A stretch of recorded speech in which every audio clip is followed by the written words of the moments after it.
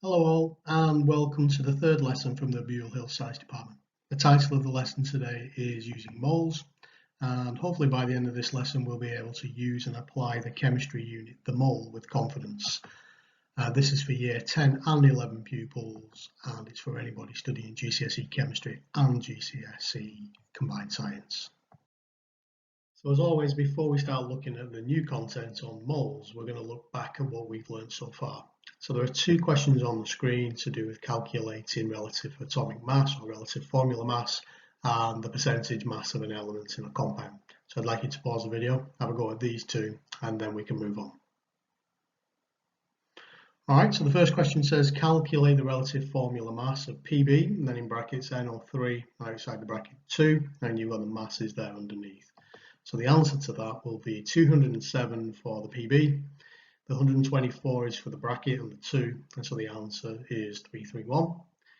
And then if we calculate the percentage mass of lead in PbNO3, then that's going to be the 207 for the lead divided by the mass of the whole thing and times it by 100, and that means that the percentage is 62.5. Well done if you got that right, and if you didn't, you might want to look back at lessons 1 and 2 before we move on. So we just found out that the relative formula mass of lead nitrate is 331. But 331 what? Bananas, apples, or grams? And the answer is obviously 331 grams. So if I ask my science technician at school for 331 grams of lead nitrate, I could ask it in another way. I could ask for 1 mole of lead nitrate. And if I asked for 2 moles of lead nitrate, how much would he give me? Well, he'd give me 662 grams, because if 1 mole is 331, then 2 moles would be 662. So this mole, all this mole is it's a quantity, it's a unit. You're used to using centimeters and grams and kilograms, and that's all it is. A mole is just, it's a unit that we use in chemistry. If I had 165.5 grams of lead nitrate, well, I've got half of 331 grams, so I would have 0.5 moles.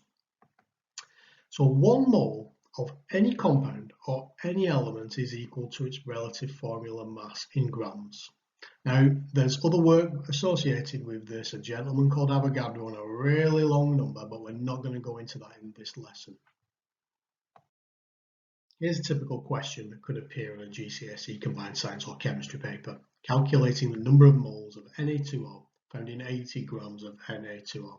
So I've actually physically got 80 grams and I want to know how many moles I've got. So it's that conversion, isn't it, between grams, the mass, and moles. And there's a little triangle that can help us. And this is the triangle here. I know some of you like triangles and some of you don't, but this is the one we're going to use. So in the question, we're finding the number of moles. So the first thing we have to do is we have to put our hand over moles to see what we need.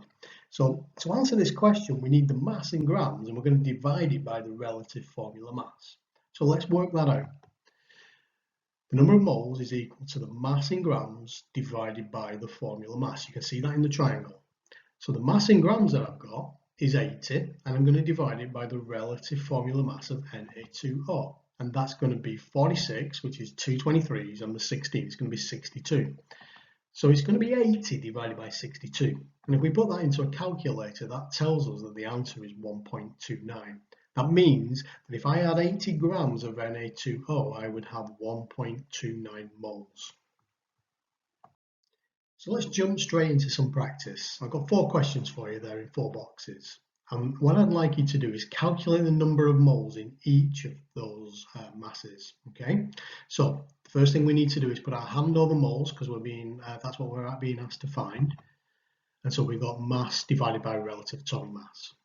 Okay. So everything you need is on screen. If you press pause now, we'll come back and have a look at your working out in a short while. Okay, so the first one, 22.5 grams of LiF. Well, we've got 22.5 grams, and we're going to divide it by the relative formula mass of LiF, which is 26, and therefore in a calculator that would tell me that I've got 0.89 moles. The second one would be 78 divided by 95, which gives us 0.82 moles. The third one is 13.6 divided by 56, which gives us 0.24 moles. And the final one is 127 divided by 28, which means we've got 4.5 moles. Okay, well done if you got those right. If you didn't, maybe you want to just pause the video for a second, go back, have a look at my example, and then work through those 4 again. Okay, let's stretch you a little bit then.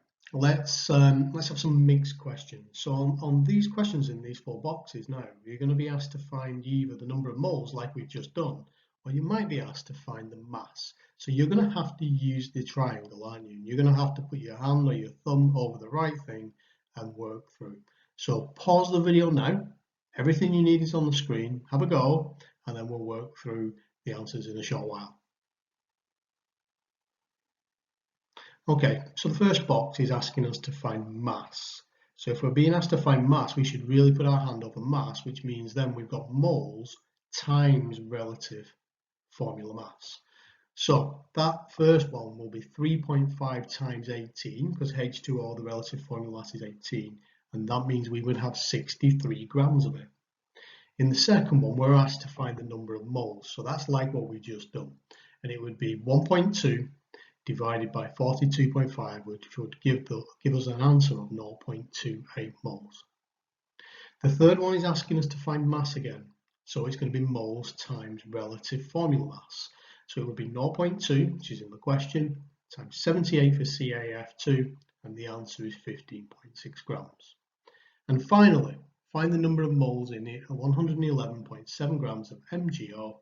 So we're going to put our hand over moles again, and we're going to have 111.7 divided by 40, which gives us the answer of 2.79 moles. Okay, I've really challenged you there in such a short period of time. If you're struggling a little bit, rewind the video a few minutes and go through my working out one more time, and then try the questions again. Okay, well done if you got it right. Well done for showing you working out. I know it's difficult. That's the end of today's lesson. Make sure you're following the Buile Hill Science Department on Instagram and Buile Hill Academy too. Look out on Instagram for some challenges later in the week on the lesson today. Take care, everybody. Stay safe.